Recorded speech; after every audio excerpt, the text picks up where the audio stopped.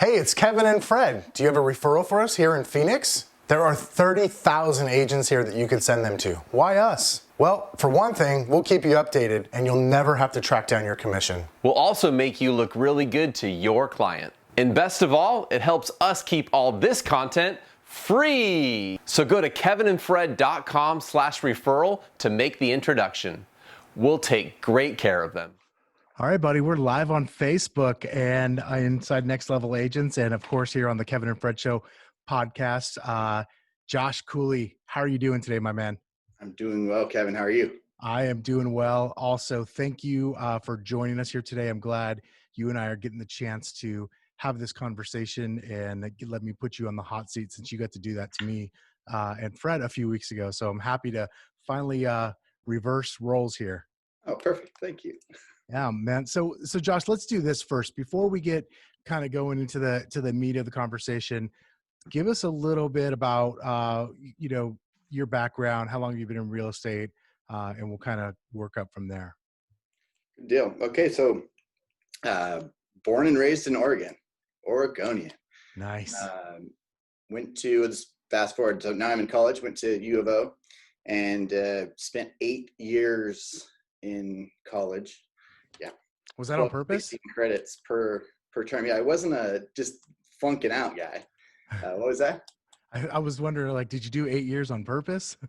Yeah, we started, the path was a Cooley path, right? I started in marketing, decided I didn't like that, jumped into psychology for a little bit, and I just couldn't see an end game to any of these, these degrees, if you will. So ended up in economics, and it was 2006, and I was a mobile notary. So I was just cruising, doing all these refi signings and looking at these settlement statements going, wow, realtors make a lot of money, right? 2008 came and the market went to crap, obviously. And I saw a bunch of agents leaving, and being a student of life in the game, I got my real estate license. I was kind of bored and got my license and sold 8 homes in my first 2 years. Wow. Hey. Whoa, you crushed it, buddy. Yeah. Hold on. Before we get into that though, because obviously the spoiler alert, he is crushing it now, doing a little bit more than 4 per year on average. But Oh, yeah. so was it just like, hey, you're looking at these closing statements and you're seeing how much money is there? Was that like the thing where you went, I could do that? Yeah. And I'm not going to work for someone else by choice. I will be a part of a team. I'll be part of an organization any day, anytime. That's what I want to do. But I don't really want to go punch a time clock type of guy. So this was an opportunity to own a business, and I knew nothing about it, but I knew it was about $500 to get a license, right? And I knew the income potential was there. So. Was there any, and I'm fascinated by this because I got licensed in middle of 07, and here in Arizona, it was already falling apart. Like it was like the story was written. I know what I was thinking, like, was there any sort of hesitation on your side of like, oh crap, like this is a bad time to get in? Did you have any sort of second thoughts? No, I didn't know what I didn't know, and actually got into it because I figured, well, if the market's going to fall out, and watching, okay, let me back up. I go do a refi for someone that is telling me that the equity in their home has doubled in the last year, and they're getting $50,000 out in equity on the second mortgage through ABC Mortgage. Like, well, what are you going to do with the money? We're going to buy a boat. I mean, I'm hearing this story over and over and over from people going, okay, so we got a bunch of people that didn't earn the money, came in equity, pulling it out, going to blow it immediately. This is going to end well, clearly. So put all of that together, and real estate was just an opportunity for me to get in while other agents were getting out, right? And so I saw it as a chance to get my feet wet, get some experience, and go from there. That's cool. Side note, Fred and I were recording a segment on the show that we call Industry Headlines the other day, and we were talking about the amount of tappable, quote unquote, tappable equity in the US right now and how high it is. I was like, yep, that means we're going to see a lot more boats and jet skis purchased in the next few months. Just kind of joking. And thank you for what I'm saying is justifying my joke that I made a few days ago that I don't think landed well with Fred. So Yeah, well, anyways, I digress. So cool. So that's 2008. So you come out of the gate screaming hot, eight homes in 2 years. Tell me, what were you feel like? How did that, obviously you turned the corner, and we're going to talk about that here in a moment, but like what was the change? What was what were you not doing in those first 2 years? I didn't have a plan. I wasn't caring. I still had the mobile notary business. Was making decent money, and there was no incentive, right? I didn't have a plan at the end of the day. I took the business that came to me. I went into the office quite a bit, but there weren't a lot of classes going on then. It was kind of a down mood. So I got 8 deals that just came to me through friends and family without really trying, right? And then there was a big change that happened, and it took off. Tell me about year 3. What happened? Okay, so I joined a team in 2010, and I think it was about 60 days in. I remember sitting in front of the copy machine for this team. That was their first buyer agent. I just sat down in front of the copy machine and put my head down and looked up at him and said, "I need help, guys." I had 12 in escrow in 60 days. And hold on a second. 2 years, 8 sales, 60 days, year 3, you join a team, 60 days in, you've got 12 in escrow. Yes. Holy smokes. How I didn't know. How do you do that? Well, I mean, the leads came in, so I wasn't generating leads, obviously, in the 8 sales in 2 years. So I had an opportunity to have a great mentor. They had a lot of listings. The leads came in. I was the only buyer agent. Craigslist was hot back then. Oh yeah, so I remember those days. We were seeing 1,000 leads a month, right? So I will give the credit where credit is due to the business I was working in. And I think I just have that natural talent to meet people and gain trust and figure out what they want and go help them get it. So I got put in the right seat. That's cool. That's awesome. Yeah. A lot of people could still be put in the seat and in the way of opportunities, leads, and still not put together that many pendings in a year. So, okay. So let's go back to the story. So you're at the copy machine, you put your head up and say, "I need help." You've got 12 in escrow at the time. Like what happens then? We hired 4 more agents, and I think in 2012 that particular team closed 256 units when the market that just wasn't the market. That we had a lot of short sale listings, so that was the opportunity, I think. Nice. So I was on that team for about 3 years, didn't want to leave, and just couldn't quite find a role for me that fit, unfortunately. Taking listings, moving on to the listing agent role, I was like, hey, everyone else is doing this. Worked with a great guy, had the best coaches, the best knowledge in the industry, but we were trying to run someone else's playbook. And it's like, well, you're a buyer agent, now go be a listing agent. I'm like, well, I'm making $150,000 a year as a buyer agent and happy. And now I'm going to go take short sale listings that may or may not ever close, right? And have income cut in half. And so I got taken out of the right seat. And so there you go. I didn't want to go out on my own, but I also didn't want to continue to do something that didn't hit my heart, right? And give me a reason to get up and kick butt every day. I think that's, I want to pause there for a second, man. I think it's cool that you did that. You recognize that. So, I mean, there's the obvious thing of like, hey, your income's going to be cut big time if you change that role. But more importantly, I think it's really cool that you noticed, hey, this really isn't where my heart's desire is, what I want to do. And you made a reference as well just a minute or two ago about running somebody else's playbook. And I say that, and I'm sure listeners who have listened to numerous episodes on this podcast are probably tired of hearing me say it, but like, that's one of the things I love about doing this podcast is highlighting the different ways people succeed, because there isn't just one formula. There's not just one model, but when you get around groups of people, that could be inside of a brokerage, inside of a social circle, inside of a coaching company, inside of a, you name it, right? Any sort of segment of people, what can happen a lot in our industry is all the business models start to look the same. And it's not because that's what fits the business owner, it's because that's what they think they're supposed to do. Right. Yeah. Yeah. Put it in a box. Yeah. So you go out on your own. So what year is that, like 2013? Yes. Yep. So 2013, you go out on your own. And I mean, what was that like, going from highly successful buyer's agent within someone else's organization to now it's all on you? Well, I did it right, Kevin. So I panicked a little bit, a couple sleepless nights. I remember sitting at my desk at home going, okay, this is it. Like this, I'm in the big leagues now, right? No team to fall back on. And so I took 10 listings in about 45 days. I just lost my mind, canceled, expired, anything. The commitment level was like, this is on me, right? I've got to win.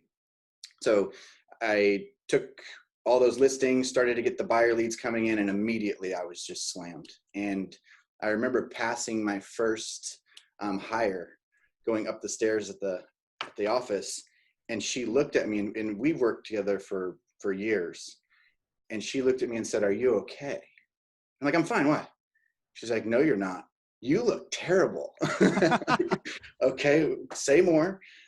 She's like, "Anything I can do to help?" And I'm like, "Well, actually, I've got all these listings, and you know me and paperwork, right?" So I think about a week later, she was hired and really put me back in, just going out and taking listings. Everything that's happened in my career since I started a team through fortune and a lot of work has been a natural next step in progression. And I wish I could say I sat there and made this big map and I'm right where I thought I would be, and that would be absolute lie. Everything that happened next was because it needed to happen, right? There was a hole to fill and we plugged it. So hiring a buyer's agent, hiring a second admin first, and then a buyer agent, and then a second buyer agent. And there you go. We sold 100 homes in that first year as a team. Wow, dude, that's huge. We did really well, and they did well. I was dying in a staircase, right? So that's by myself. I was, just one.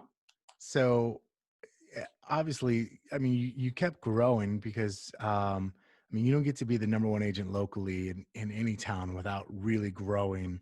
Tell me about, like, how has your team grown now? So you mentioned 2 admin and then 2 buyers agent. Is that the same makeup of your team today, or is it different?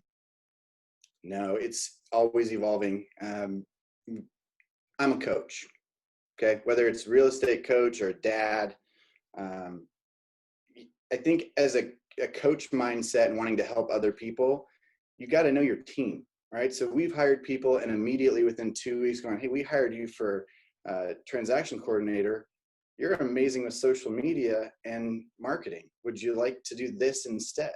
So we just shift gears and we went in that direction. So we didn't have VAs in the past. We do now. But we're always looking at our team and the players we have and making sure that they're happy, right? And they're productive, and just, we're on our toes. I don't like calm at all. So that's my job, is I just stir it up all day. Dude, that's awesome. So you mentioned being a coach. When did that start for you? Oh boy. Well, Mr. Rieger. That guy. Yeah. That Craig guy. His energy. So his energy attracted me. He came in and was a partner in our market center here in Eugene. And I still remember the day I met him, but Craig said, "You need to change your coach." I changed my coach. Anything that any advice that he's ever given me has been solid. And when he told me that I needed to be a coach, because I basically already was, I went down that path. So that was my next carrot. I was a formal coach. So I got into coaching because of Craig. That's awesome. So how long ago was that? Well, I got a notice on my phone today that 6 years ago today, we became friends on Facebook. So Dang. I would say that probably 6 years ago today. Dude, that's pretty cool. Well, and speaking of Mr. Rieger, you know, you obviously now are the head coach at Rieger Coaching and Consulting, which is you know, relatively newer. You know, you haven't been around forever, but newer endeavor, and you guys are lighting it up. I was telling someone yesterday too. So, funny side story. I got a message, maybe it was 2 days ago, not yesterday, from an agent friend of mine in the state of Washington, just going, "Hey, what do you think about Rieger Coaching and Consulting?" And I was like, "What do you mean?" She said, "Well, I'm looking for a coach." I'm like, "Dude, if you would have asked me for a coaching recommendation, that's who I would have, that's what I would have given you. You guys are, dude, you guys are crushing it. You guys have built here." And here's what I shared with her. I said, I've referred a handful of people there personally, and two of them specifically are very close friends of mine, people that I talk to at least weekly, and they both thank me at least once a month for the introduction, minimum. And I mean, you guys are, and everybody else I know that coaches with you guys crushes it too. And I'm a customer as well. We did the 6-week course at the beginning of the COVID pandemic, and along with not just myself and Fred, my business partner, but many members of our team. And dude, we got a ton out of it. So you guys are kicking butt, and you're leading that charge. How has that been for you? Obviously, I know you're still coaching, and that is actually something I want to talk about here in a moment. But Sure. how is being the head coach? How is that role for you? Is that, like, again, just the next evolution for you as you've grown as a coach? Yeah, I think Craig has a lot of faith in me, and I know he trusts me, and he knows where my heart is. And we've had a lot of late night conversations, early morning conversations. For me, it's no different head coach to coaches or coach to agents. It's great questions. It's listening, understanding where someone wants to go, what their goal is. So when we work with our coaches to sharpen their saw and get them going, it's recommending books, having high level conversations, getting them in the right room with the right people to learn. So as a head coach, we're wanting to have really smart coaches that are great coaches that can do exactly what we do. But I'd say it's pretty similar. I mean, where do you want to go? That's pretty awesome, man. Because you've done a lot of things. I didn't intentionally skip over it, but I mean, you've also owned what was it, five brokerages. So I mean, you've been successful on the brokerage level. I'm not going to say as a solo agent, but as a team member, and then starting your own team, brokerage ownership, coaching, and now being the head coach of coaches, as well as still coaching more people. And so I see now why you're saying it's kind of always been the next progression. Because as I look at, if I was to chart your career out on a map, it's been a pretty cool and nice progression. What do what would you say to that? Or do you feel anything different, or why do you think it's happened that way for you? Well, time out, full disclosure, the year that I had the opportunity to buy the franchise, we moved, my wife and I moved homes, had a newborn, actually made the agreement to buy the market center about a week after we found out we were pregnant. And that market center was about a 4-hour drive from my front door. And so I completely fired myself of that role.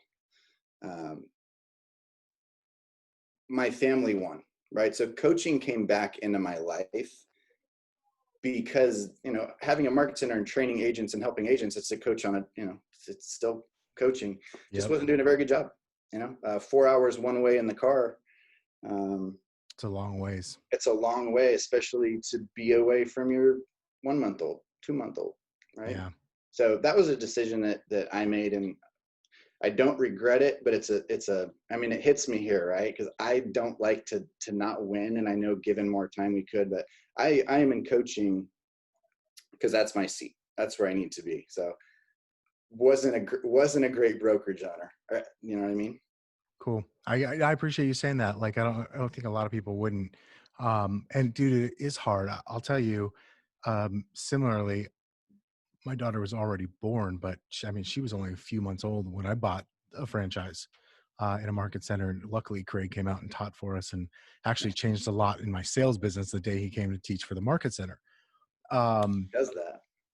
He does, dude. I don't like to give that guy too much credit because, you know, he'll let it go to his head. But the truth is that guy's had a huge impact on my business, and I'll be eternally grateful for him and say Yes. good stuff behind his back for, you know, for the rest of my days.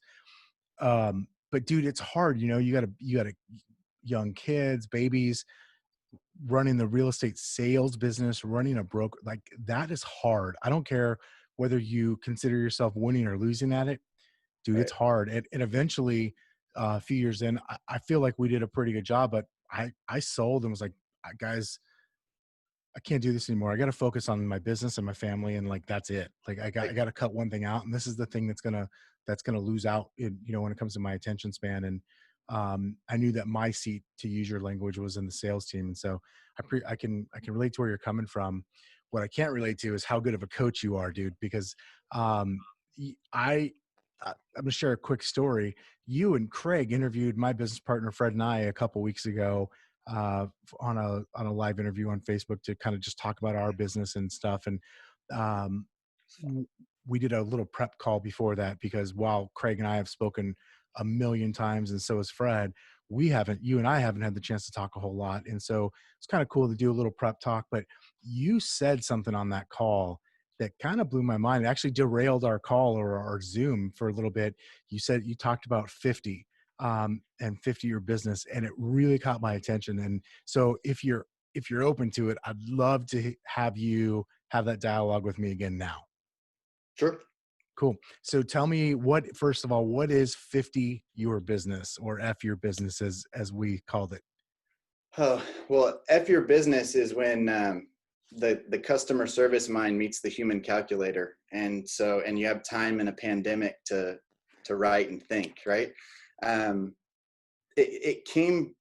thought came from looking at the business going into the unknown and really wanting to lock it down. Like, okay, let's get serious overview of the business. And I was digging into some ideas and numbers because we track everything. So I'm looking back at the last 5-6 years, and I just had some ahas of, I wish I would have done that 4 years ago. Why didn't I see that opportunity was there? And wow, there was this opportunity. Trying to go into the unknown and create a business that isn't relying on one source or isn't too heavily weighted. I'm like, well, what if you had 50% of your business that came from Mets and 50% haven't Mets? And what if you had 50% that was listings and 50% that was buyers? And I don't know if it's even possible to nail it perfectly, but it's your true north. As I was sitting there, just, I don't want to say spiraling, but our team supports a lot of people, right? And we do a lot of good in the community. So I kind of took that weight and just looking at it from, we're going to make it, we're going to protect this, and this is how we're going to do it. We're going to start focusing on bringing it back into 50-50. So those are the opportunities and the gaps we have. No matter what the market does, we'll be ready with a plan.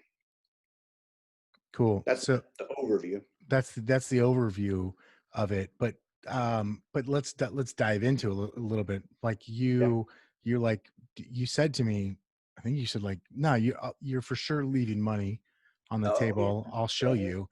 I'm like, we even bust out a spreadsheet, if I remember correctly, or I think it was your spreadsheet. Yeah. And you're like, give me these numbers. And we started typing in and then you put some calculations to it and You just were had leaving some other thoughts. 800,000 on the table, right? Yeah, I think it was that. It was a gross enough number to make it memorable. Yeah. So we put a class together for this, and it will start with what percentage of your business came from Mets and what percentage haven't Mets, and then buyers and sellers. Whatever the biggest gap is there, percentage wise, is where I would challenge a business owner in real estate to to pay attention to first. Okay. So, if you're 75% sphere or METs and 25% haven't METs, you can put a dollar amount on that gap by average commission, right? So we want to look at where your biggest gap is and dig into that and those opportunities. It's either a system or a human, right, that you don't have. And it just it's what's next. So what do you do when you don't know what to do next? I feel like we've got that answer within that, this concept. I'm excited about it. Awesome. So you literally went out and wrote a course around this, called 50-Year Business. So that way you can walk business owners, real estate team owners through this, right? Yeah. Kevin, it was an accident. Craig and I were talking about it, just for our own teams. And he's like, wow, I wrote it started it on a napkin at a sushi restaurant. And Katie DeWitt was there making fun of me the entire time. Blah, blah, blah, blah. I'm like, oh, I think it's pretty smart. So it started on a napkin. Dude, that's all. I always feel like the best stuff comes from when you created it for yourself. Like, hey, this is actually about my business. And then you realize the impact that it can have, that it does have in your business. And you're like, I can't keep this to myself. Like, I got to share this. Well, what do you do? Like, Craig and I are thinking, hey, this is really cool. So as coaches, started taking it to our clients and say, hey, give me these 4 numbers before next call, right? What's your METs and haven't METs, and listings and buyer sales. So I'm running these numbers and I brought it back to them and they're going, holy crap. This is 2 weeks, 3 weeks into a pandemic where they have bigger teams and literally don't know what to do. They're panicking. Their agents are, just everything's weird in that moment. It gave them a singular focus. Like, hey, let's try this, and people were pretty vulnerable in that time, not knowing what to do. So that we found they were more willing to try something new anyway. Right. So we took it to our clients, one-on-one clients. They loved it. And so we've done this and it works. So now we want to share it on a bigger scale. That's awesome. So you created this is going to be a group class, right? Mm-hmm. Yep. Okay. So tell me a little bit more, like how long is this going to last? And tell me, if I was going to sign up for it, what am I signing up for? What am I doing? Cool. We are doing 4 1-hour classes. Okay. And it's going to be over 6 weeks. So 2 classes and then a one-on-one session with the coach to go over what ahas you had or what you learned that you didn't already know from the first 2 classes. Maybe do some implementation. We don't know. It's one-on-one coaching. We don't have, it's coaching, right? So everyone's going to, I think, experience a different class, Kevin, depending on where their business is and how they think. Then we're going to do 2 more weeks of group courses and then 1 more wrap up one-on-one with the same coach to go through a plan. And I feel, so in my business, we're going to do this with my leadership team every quarter. For me, this is a very simple way to look at where we were in the last quarter, where we want to be in the next quarter, and where we are for that annual goal. It'll help my director of operations in Q2 look at where our goal is for the end of the year and say, do we need a hire? Do we need to do a farm somewhere? I mean, you don't just snap your hands and make money in real estate. No, I wish. Right? So, or snap your fingers, I guess.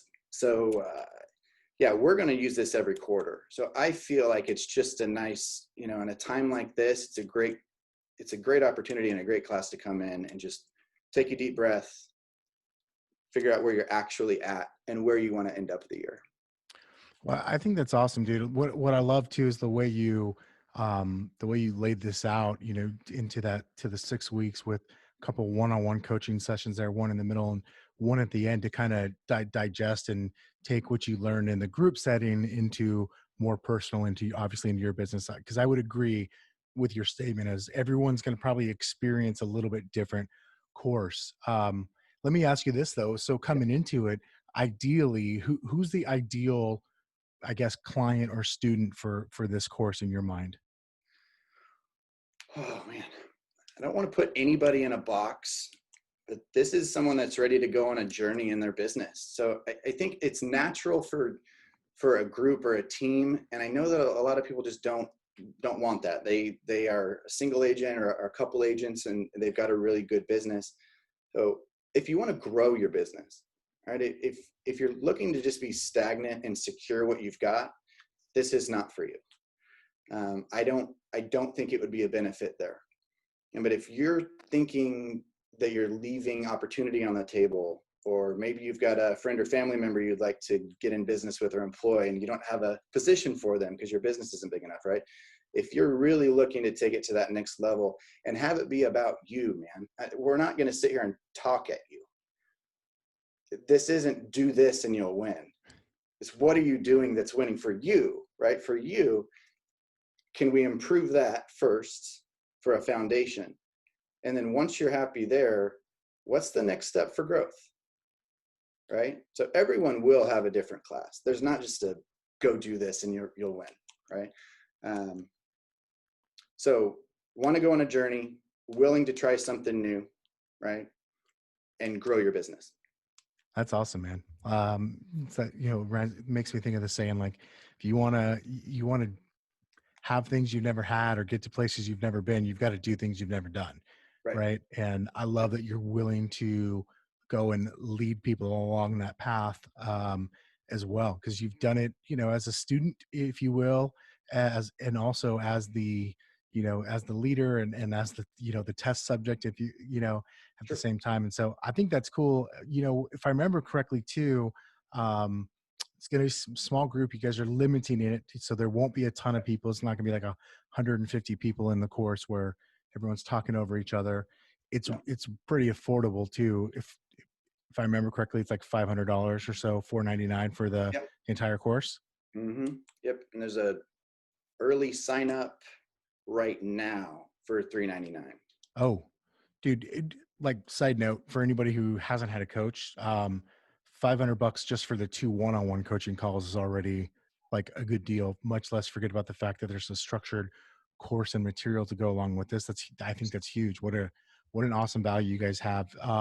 So I know people can get that over at the website, and I'll put that in the show notes here and stuff, but Rieger Coaching and Consulting.com.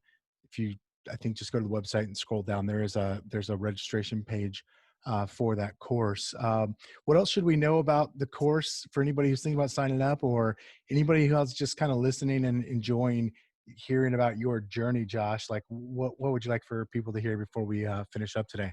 Oh man, what do I want them to hear? Good things. Be happy. It's Friday. Yeah. 40. We're looking for about 40 would be a comfortable cutoff for us, because we really do want these one-on-ones to be valuable, and time is limited, right? So sign up. Have a good Friday. Go kick butt. Awesome. All right, guys, thanks for listening in. For those of you listening live, and for those of you listening on the podcast, Kevin and Fred show, thanks a lot for being with us today. And most importantly, Josh, thanks a lot for being here and being our guest and sharing with us your story and some of your ups and downs and cool things that you've done in your career. Kevin, thank you so much for having me, and I look forward to the next call. Yeah, man, my pleasure. And I'll talk to you again soon, bud. All right, sounds good. All right, Cheers. see y'all later.